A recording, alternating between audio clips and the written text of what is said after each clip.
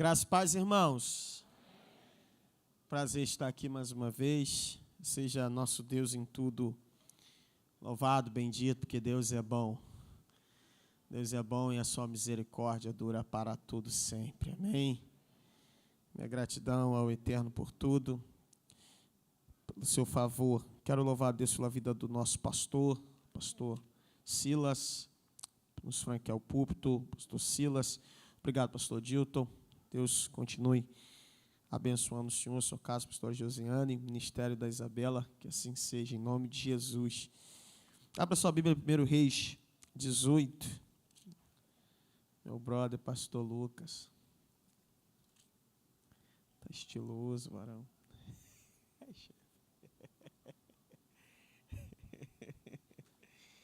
Ai.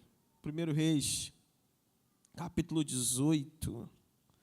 Estou aqui com a minha esposa Tânia, minha filhinha Antonella, e o Anthony já não quer mais andar conosco. Eita. 1 Reis 18, você achou aí? Diz assim: e sucedeu que depois de muitos dias, a palavra do Senhor veio a Elias, no 3º ano, dizendo: vai, apresenta-te a Acabe, porque darei chuva sobre a terra. E foi Elias apresentar-se a Acabe, e a fome era extrema em Samaria. E Acabe chamou Obadias, o mordomo, e Obadias temia muito ao Senhor. Versículo de número 7. Estando, pois, Obadias já em caminho, eis que Elias o encontrou, e Obadias, reconhecendo-o, prostrou-se sobre o seu rosto e disse: és tu o meu senhor Elias? E disse ele: eu sou. Vai e dize a teu senhor: eis que Elias está aqui. Porém ele disse: em que pequei, para que entregues o teu servo na mão de Acabe para que me mate? Verso 14. E agora dizes tu: vai e diz a teu senhor: eis que Elias está aqui, ele me mataria. E disse Elias: vive o Senhor dos exércitos, perante cuja face estou, que deveras hoje me apresentarei a ele. Versículo de número 21. Então Elias se chegou a todo o povo e disse: até quando cocheareis entre dois pensamentos? Se o Senhor é Deus, segui-o, e se Baal, segui-o. Porém o povo nada lhe respondeu. Verso 30. Então Elias disse a todo o povo: chegai-vos a mim. E todo o povo se chegou a ele, e restaurou o altar do Senhor que estava quebrado. Versículo de número 38. Então caiu fogo do Senhor, e consumiu o holocausto, e a lenha, e as pedras, e o pó, e ainda lambeu a água que estava no rego. Versículo 41. Então disse Elias a Acabe: sobe, come e bebe, porque há ruído de uma abundante chuva. Glória a Deus. Você pode bem dizer o Eterno aí? Deus é bom.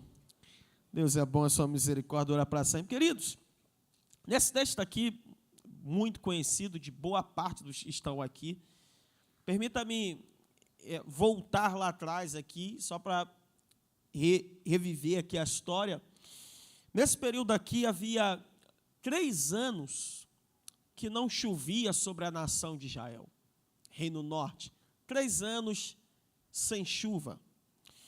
Para nós aqui, principalmente Rio de Janeiro, área metropolitana, ficar sem chover muito tempo, a gente até agradece: pô, que bom que não chove, tá bom, bacana, dá para eu passear, depois ali, porque nós não ficamos muito conectados na necessidade hídrica. a não ser se tiver desabastecimento no rio Guandu. Fora isso, nós não vamos ter problema nenhum. Mas, para essa nação aqui, não chover por muito tempo era um problema seríssimo. Por quê? Porque nesse período aqui, Israel, sua economia, diferente da nossa, que é pulverizada em vários setores, comércio, indústria, etc., a nação de Israel tinha sua economia totalmente pautada na agricultura e na pecuária.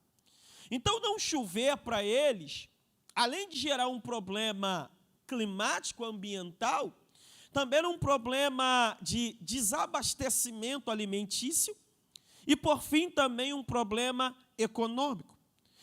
Não chovia, o que acontecia? Todo o investimento colocado na terra era perdido, pastor Ivanildo. A terra, toda a semente investida, plantada ali, apodrecia debaixo dos torrões. E, consequentemente, o que acontecia? O agricultor perdia a sua safra. Logo, ele mandava todo aquele pessoal embora. Vai trabalhar com o quê? Não tem? Então, você tem o desemprego em massa, você tem um desabastecimento dos mercados, você tem a diminuição de dinheiro na economia, também uma desaceleração do PIB da época, e vai por aí afora. Então, tem uma situação caótica aqui nesse cenário, a tal ponto que o texto vai resumir da seguinte forma: e a fome era extrema em Samaria, uma fome extrema. Só para a nível de comparação, de 2014 para cá, quando chegamos a bater cerca de 14 milhões de desempregados, de 2014 para cá, no Brasil, nós estamos dizendo que estamos vivendo uma crise, sim ou não? Uma crise econômica, vai, entra, sai, estamos numa crise econômica. Dá uma olhada em quem está do teu lado aí, dá uma olhada. Vê se do jeito que ele está, que ela está, parece que o país está em alguma crise. Vê. Hã?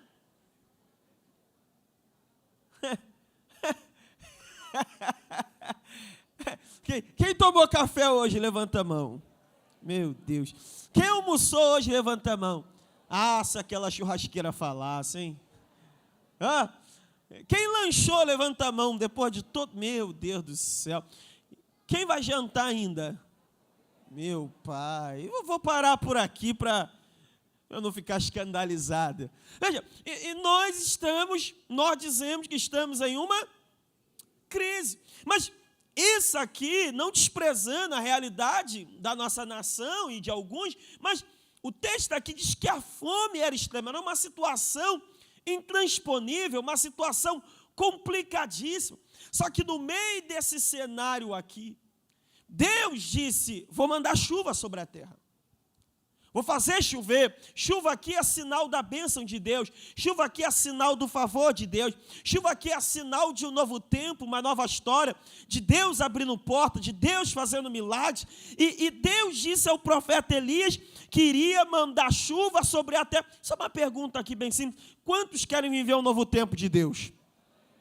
Quantos querem experimentar aquilo que o céu tem reservado para a sua casa, para a sua família? Eu quero viver o que Deus tem para mim. Eu quero que Deus escancare as janelas dos céus sobre a minha casa, sobre meus sonhos, meus projetos. Você também crê nisso?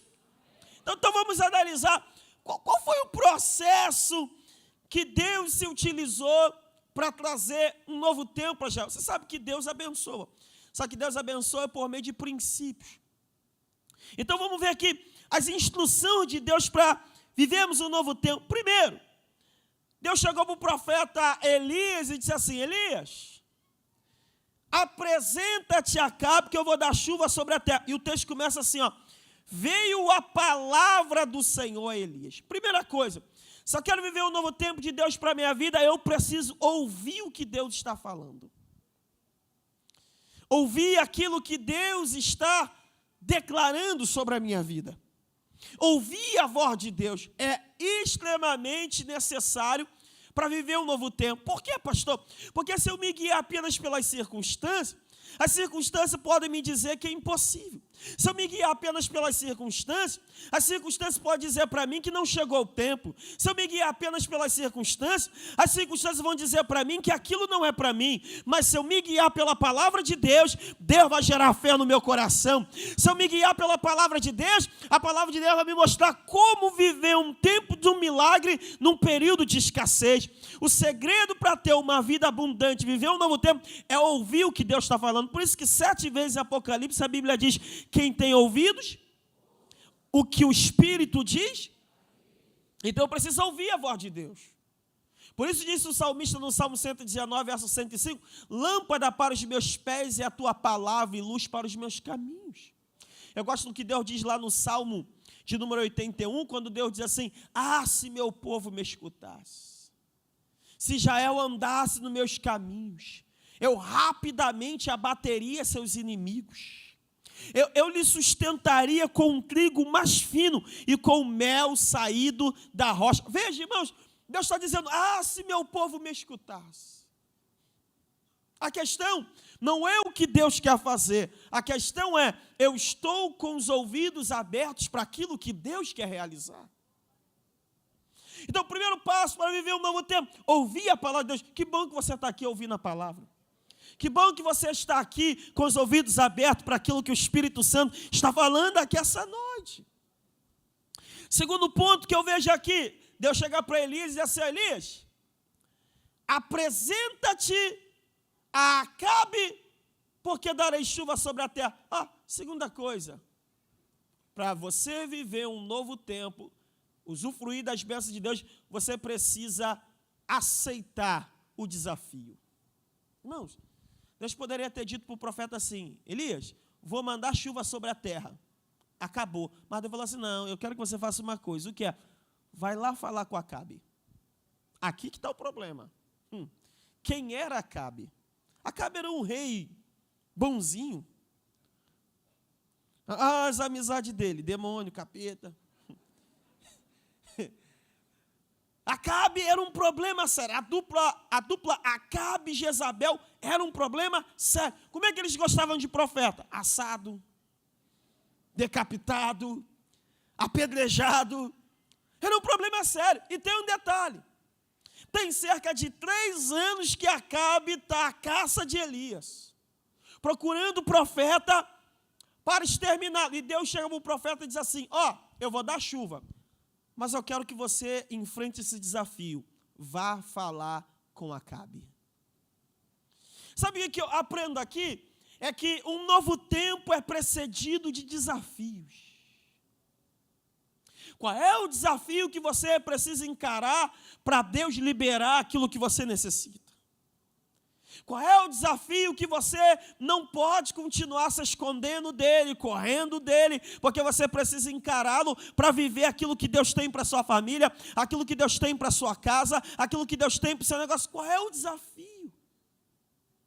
Elias, apresenta-te a Acabe. Qual é o seu desafio? Talvez seu desafio seja uma prova que você tem que fazer. Talvez seu desafio seja consagrar mais a sua vida a Deus.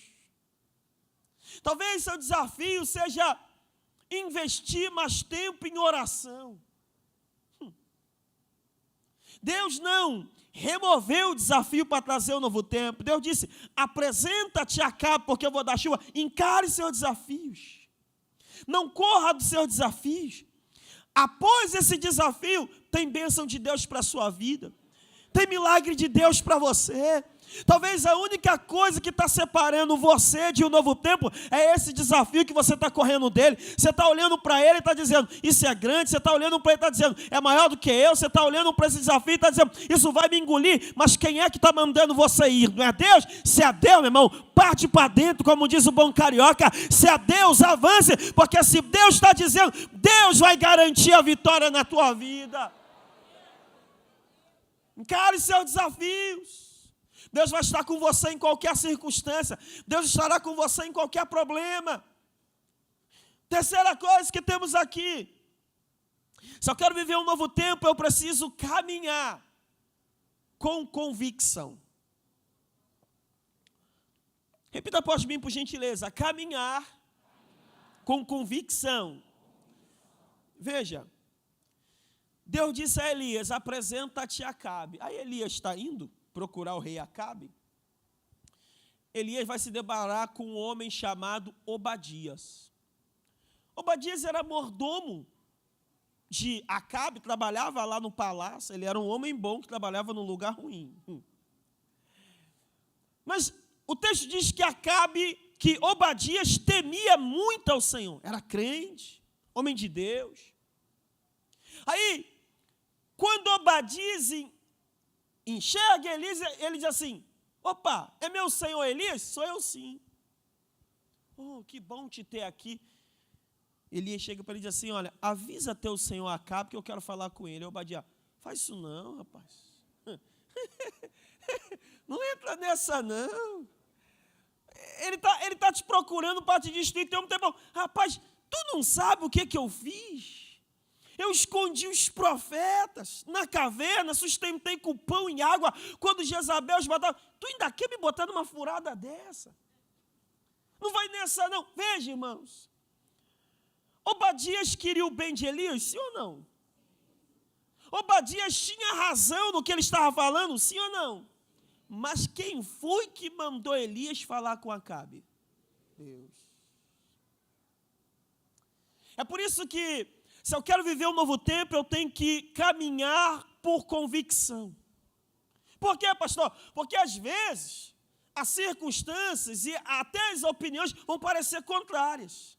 Eu tenho aprendido uma coisa importante na vida. Sabe qual é? Na vida você precisa tomar cuidado com duas classes de pessoas. Diga assim comigo, na vida eu preciso tomar cuidado com duas classes de pessoas. Quais? Primeiro, os que me odeiam. E o motivo é óbvio. Segundo, pastor, que é mais difícil de perceber, os que me amam. Por quê? Porque às vezes a pessoa, por te amar e querer teu bem, ela pode te dar um conselho que vai contrário àquilo que você de fato tinha que fazer. Sim ou não? Um exemplo mais simples, vou aproveitar que hoje é dia dos pais. Seu filho é pequeno. Você quer que ele caia? Você quer que ele se rale? Só que se você tentar protegê-lo a todo custo, você também não permite que ele se desenvolva. Que ele cresça. Que ele avance na vida. Que ele tenha as experiências dele na vida. Então escute uma coisa. Quem foi que mandou Elias falar com Acabe? Deus. Então sabe numa coisa, querido? Muitas vezes os fatos, as circunstâncias, o cenário vai dizer para você que não é. Mas você não tem que andar movido por dúvida, você tem que andar movido por convicção. A fé é o firme fundamento das coisas que se esperam e a prova das coisas que se não veem. Convicção. Está tudo parecendo que não vai dar certo, mas eu sei em quem eu tenho crido. Eu sei quem liberou a palavra sobre a minha vida. Eu sei quem está me guiando. Eu sei que Deus tem falado comigo. E se Deus disse, Deus vai me garantir a vitória. É lógico que você tem que tomar cuidado para não rejeitar bons conselhos. Existe aqui nível de autoridade entre Obadias e Elias. Mas eu preciso me envolver em convicção. Certeza. A fé trabalha com certeza. Se tem uma coisa que você não pode nunca é andar movido simplesmente pelas suas emoções. Você precisa andar movimentado por fé. Crença. Marcos 9, verso 23, Jesus disse para o pai do jovem lunático, se tu podes crer, tudo é possível ao que crê. Lucas 8, verso 50, ele disse para Jairo, não temas, crê somente. João 11, verso 40, ele disse para Marta, não te disse que se creres, verás a glória de Deus. A Bíblia diz em Atos 16, verso 31, crê no Senhor Jesus Cristo, será salvo tu e a tua casa. Romanos 1, 16, 17, porque não me envergonho do Evangelho, porque é o poder de Deus para a salvação de todo aquele que crê, primeiro do judeu e também do grego, porque nele se descobre a justiça de Deus, de fé em fé, como está escrito, mas o justo viverá pela fé. Mantenha a crença, mantenha a confiança. Continue acreditando. Pastor, o que eu preciso fazer para viver um novo tempo? Diga comigo, decisão. Elias chegou para o povo e disse assim, verso 21. Até quando cocheareis entre dois pensamentos? Qual era o problema aqui? Ele vai dizer, se Baal é Deus, seguiu. Se o Senhor é Deus, seguiu. Qual era a questão? Baal era tido como o Deus que controlava as estações, o tempo, relacionado à chuva. E esse povo acreditava a Baal o poder de controlar a atmosfera. Como Deus não dá a glória dele para ninguém? Baal é Deus, Elias chegou, no capítulo anterior, e disse assim, segundo a minha palavra, não vai ter chuva nem orvalho. Eles ficaram 3 anos sem chuva. Só que qual era o problema deles? O negócio estava bom, eles corriam para Baal. O negócio ficava difícil, eles corriam para Deus. Só que chegou o momento em que Deus estava dizendo para eles a seguinte coisa: vocês querem um novo tempo na vida de vocês? Vocês vão ter que tomar uma decisão. Você quer viver uma nova história? Você vai ter que tomar uma decisão. Não dá mais para você ficar em cima do muro, não dá mais para você ficar oscilando, não dá mais para uma hora você querer uma coisa, daqui a pouco você querer outra coisa. Você precisa decidir, e debaixo da tua decisão vai ter a sentença para a tua vida. Escute uma coisa, a tua decisão define o teu destino. Tem coisa que já está preparado no céu para você. Deus só está esperando você tomar a tua decisão. Deus só está esperando você fazer a tua escolha. E se você tomar uma escolha pelo lado da palavra, se prepare para ver Deus abrir porta, se prepare para ver Deus fazer milagre, se prepare para Deus escancarar os céus sobre a tua vida. Decisão, eu preciso decidir. Qual é a decisão? Não dá para ficar em cima do muro. Elias chega para ele e diz o seguinte: até quando vocês vão cochear entre 2 pensamentos? Uma vida inconstante, uma vida que parece que vai, mas não vai. Deus exige da minha vida, Deus exige da tua vida uma decisão para um novo tempo. Verso 30. Eu gosto dessa parte. Então Elias disse a todo o povo: chegai-vos a mim. E todo o povo se chegou a ele, e restaurou o altar do Senhor que estava quebrado. Diga comigo: chegai-vos a mim. Uma pergunta bem simples. Você só diz: chegai-vos a mim para quem está longe.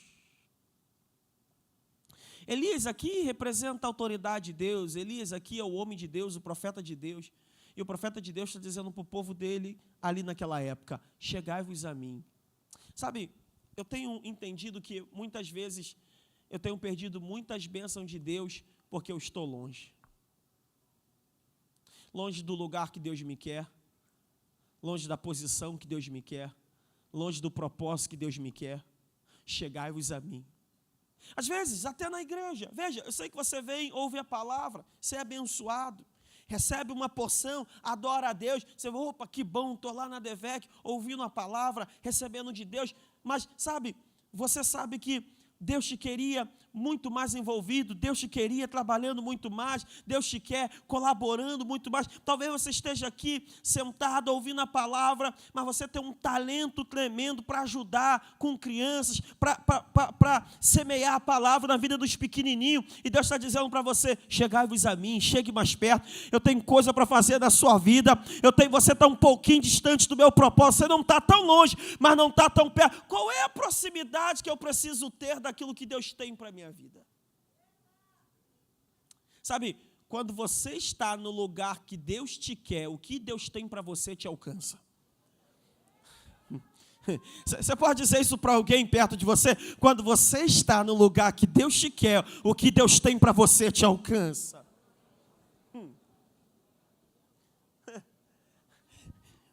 Deus disse no capítulo anterior para Elias: Elias, vai-te daqui, esconde junto ao ribeiro do Querite, e há de ser que beberás água do ribeiro, e eis que eu tenho ordenado aos corvos que ali te sustentem. Olha o que Deus disse para o profeta. Elias, vai-te daqui, esconde junto ao ribeiro do Querite. Deus deu uma coordenada geográfica para ele. Eu quero você ali. E o que eu faço lá? Você bebe a água do ribeiro. Aí Deus diz assim, eis que eu tenho ordenado aos corvos que ali te sustentem. Veja, Deus falou para Elias, se você ficar no lugar que eu estou mandando você ficar, minha provisão vai chegar lá. Eu tenho ordenado aos corvos que ali te sustentem. Deus está dizendo, o corvo não vai onde você quer ir. O corvo vai onde eu mandei você ficar. Se você ficar no lugar que eu estou mandando você ficar, fica tranquilo. Minha bênção vai chegar lá. Meu favor vai te alcançar lá. A minha glória vai te cobrir naquele lugar. Agora, olha o termo. Eis que tenho ordenado. Olha o verbo. Está no particípio. Eis que tenho ordenado aos corvos que ali te sustentam. Sabe o que Deus está dizendo para Elias? Elias, eu não vou ordenar ainda os corvos. Já está ordenado. É só você chegar no lugar que eu estou falando que é a minha provisão estará lá para abençoar a sua vida, a sua casa. Deus não está preparando o milagre para você. Deus está te preparando para o milagre que Ele já preparou para você. Já está preparado para você. Tem alguém para pegar essa palavra aqui? Em nome de Jesus. Chegai-vos a mim. Sabe, eu preciso me achegar. Talvez você esteja distante, longe da presença, longe do propósito, longe daquilo que Deus te quer. Agora, olha o texto. E ele restaurou o altar do Senhor que estava quebrado. Uma pergunta que é bem simples. Quem aqui ainda quer chuva? Quem aqui ainda quer chuva? Olha o texto. Ele restaurou o altar do Senhor que estava quebrado. Pastor, o que é o altar? O altar era como se fosse um local, vamos pensar numa churrasqueira de tijolo. A ideia aqui vai servir. Eles faziam, no caso ali, 12 pedras. E ali eles ofereciam sacrifícios a Deus. Então esse altar fala de relacionamento com Deus, comunhão com Deus, intimidade com Deus, entrega a Deus. Altar fala de caminhar com Deus, andar com Deus, vida correta diante de Deus. Só que o texto diz que o altar deles estavam, como é que estava o altar? Quebrado. Só que Deus não manda chuva com o altar quebrado. Então, antes da chuva descer, o profeta teve que reparar o altar. Você sabe que na vida do povo do Antigo Testamento tinha sempre 3 coisas: altar, tenda e poço. A tenda fala da horizontalidade da vida. O poço fala da profundidade da vida. E o altar fala da verticalidade da vida. Veja, eles estavam com um problema na vertical. E quando você está com um problema na vertical, nada na horizontal fica resolvido. E consequentemente, o poço também vai secar. E o profeta o que fez? Vamos restaurar o altar. E vou te fazer uma pergunta, bem simples, bem simples. Se a chuva que você tanto espera, a bênção que você tanto precisa, o favor que você tanto aguarda, depender do estado do teu altar, virá logo ou vai demorar muito? É uma pergunta que eu preciso fazer a mim. Diga comigo, ele restaurou o altar. A restauração da comunhão precede um novo tempo na minha vida. Precede um novo tempo. Sabe uma passagem que eu gosto? Acredito que você goste também. Livro de Josué. Deus tira o povo do Egito. 400 anos de escravidão. 40 anos andando no deserto. Aí Deus vai guiando o povo. Para com o povo de frente das campinas de Moabe, Rio Jordão ali na frente. Eles olham, vários séculos aguardando. Agora eles podem ver a terra prometida. Uau! Vamos imaginar a conjectura aqui comigo. Quem sabe do lado de cá eles consigam até ver o cacho de uva. Consigam até ver a colheita do outro lado. Tão animado, irmã Rita. Eles estão olhando, uau! Lá está a terra que nós tanto aguardamos. Só que tinha um problema. Tinha um rio na frente. E o Jordão estava na sua cheia, correnteza. Não dá para atravessar. Não parece coisa de ilógica? O povo um tempão para entrar na terra. Aí Deus agora, depois do povo passar por tudo, ao invés de guiá-los pelo caminho contrário, que não passava pelo Jordão, Deus coloca o povo num caminho que vai dar de frente para o rio, e o rio está na sua cheia. Não parece coisa ilógica? Só parece, não é ilógica não. Já viu que de vez em quando nós entramos num beco sem saída? E a gente pensa, foi o diabo que me botou nele. E Deus diz, não. Por quê? Até agora eles não entendem por que eles estão naquele beco sem saída. Até que Josué pega a palavra e diz assim, ó, santificai-vos hoje. Amanhã o Senhor fará maravilhas no meio de vós. Sabe o que Deus estava dizendo? Pedro estava dizendo o seguinte: se eu abrir o Jordão para vocês passarem do jeito que vocês estão, se vocês tomarem posse da terra, vocês não mudam de vida. Irmão, quando eu vinha com o meu fubá, o angu de Deus estava pronto há muito tempo.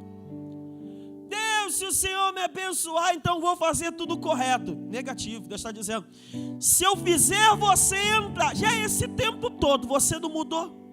Se eu abrir essa porta para você aí, que você não vai mudar. Muda de vida hoje, amanhã eu abro a porta para você. Muda de vida hoje, amanhã eu faço um milagre na tua vida. Muda de vida hoje, você verá a minha glória acontecer.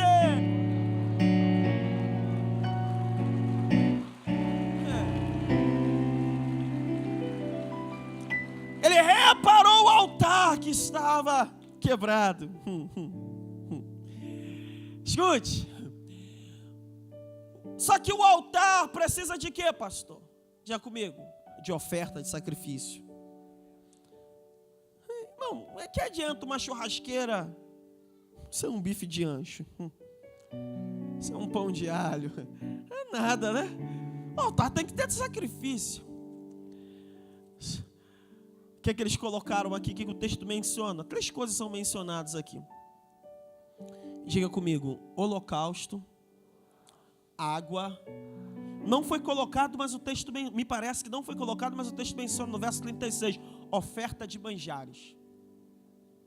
Então diga assim, 3 coisas. Diga, oferta de manjares, holocausto, água. Oferta de manjares, porque o texto diz que no horário de se oferecer oferta de manjares. O que era oferta de manjares? Era um bolo que era feito com a melhor parte e a primeira parte dos cereais. Então, o que o texto está me ensinando? Eu preciso oferecer a Deus o meu melhor. Se eu quero o melhor de Deus, eu tenho que dar para Deus o meu melhor. O melhor da minha vida, o melhor do meu tempo, o melhor da minha energia, o melhor do meu coração, o melhor da minha mente. Alguém disse que se você quer receber de Deus o que Deus nunca te deu, você tem que dar para Deus o que você nunca deu para Ele. Oferta de manjares. Segundo, o que é que tem, pastor? Holocausto. O que é o holocausto? Oferta totalmente queimada, a totalidade da minha vida a Deus, integridade da minha vida a Deus.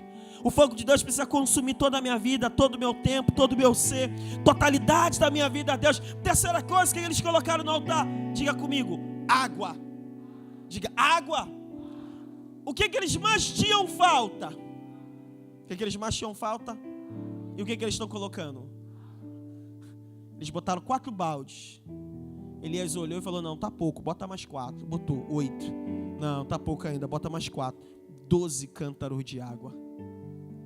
No período da seca, 3 anos sem chover, eles dão 12 baldes de água. O que é isso, pastor? Eu preciso oferecer a Deus aquilo que me faz falta. Eu preciso oferecer a Deus aquilo que tem valor para mim. Sabe o que eu tenho aprendido da minha vida? Deus não me pede nada para me tomar. Deus me pede qualquer coisa para multiplicar. Escute. Qual o homem que tem mais filho no mundo? Qual o homem que teve mais filho no mundo? Abraão. Abraão. Pastor, por que Abraão é o homem que teve mais filho no mundo? Se você perguntasse a Abraão, por que você foi o homem que teve mais filho no mundo? Porque um dia Deus chegou para ele e disse assim: Abraão, me dá teu único filho, Isaque, a quem tu amas. E ele levou no Moriá. Quando ele ia sacrificar, Deus disse: não precisa sacrificar não, já entendi que tu me temes. Como você não me negou teu único filho, certamente vou te multiplicar como as estrelas dos céus e como a areia da praia do mar. Irmão, ninguém tem mais filho do que Abraão. Abraão é pai dos árabes por Ismael. Abraão é pai dos judeus por Isaque. E Abraão é pai dos crentes pela fé em Cristo Jesus.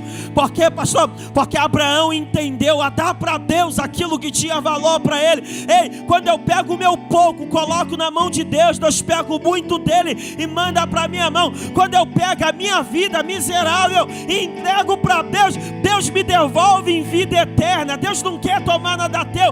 Deus quer multiplicar o que você é e o que você tem. Deus quer multiplicar.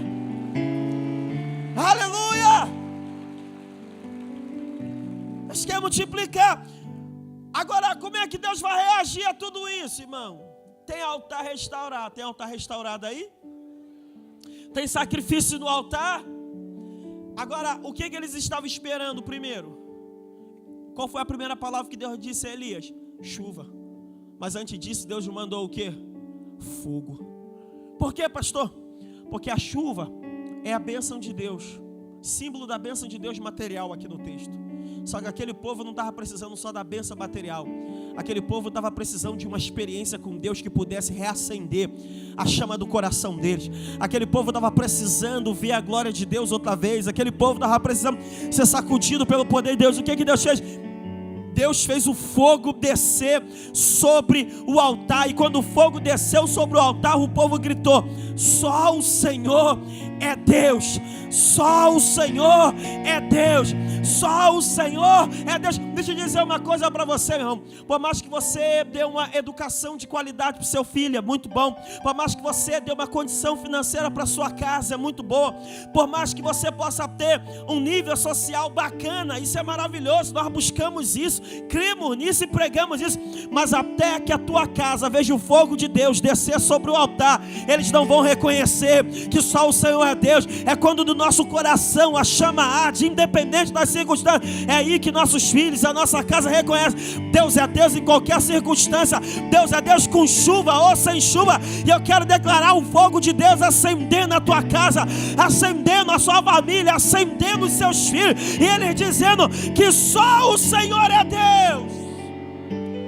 Você pode declarar: só o Senhor é Deus. Oh, só o Senhor é Deus. Agora, já que eles disseram, porque o problema lá atrás é que Elias perguntou: vocês decidam aí se Baal a Deus seguiu, se o Senhor a Deus seguiu. Como eles disseram: só o Senhor é Deus.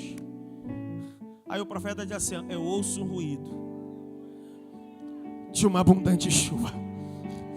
Já que está tudo certinho no teu coração, quem manda no céu, quem manda na terra, quem manda debaixo da terra, já que você reconhece que só Deus é Deus, então está na época de você viver um novo tempo, está na hora de você viver uma nova história. Vem chuva de Deus para você, vem chuva de Deus para sua casa, vem chuva de Deus para sua família, vem milagre de Deus para você, vem uma nova história.